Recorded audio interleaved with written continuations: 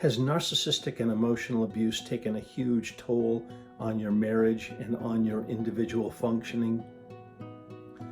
Narcissistic and emotional abuse really are labels that indicate deep, deep and serious issues.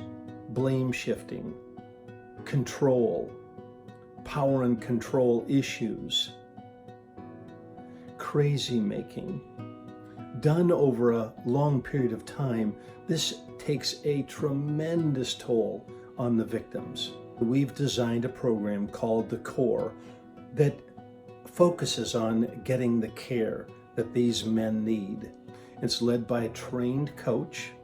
It's 14 weeks long, done in a group of 4 or 5 men, all gathering on a weekly basis online, where they develop very specific skills. They take responsibility for their emotionally abusive behavior. They cultivate empathy. They cultivate vulnerability, learning how to diffuse anger and aggression, learning how to connect in really healthy ways.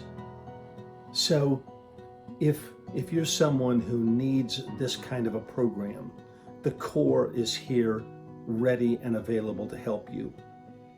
Change and healing really are possible. They are. It takes specialized help. It takes ongoing focus. It takes a commitment to this change process.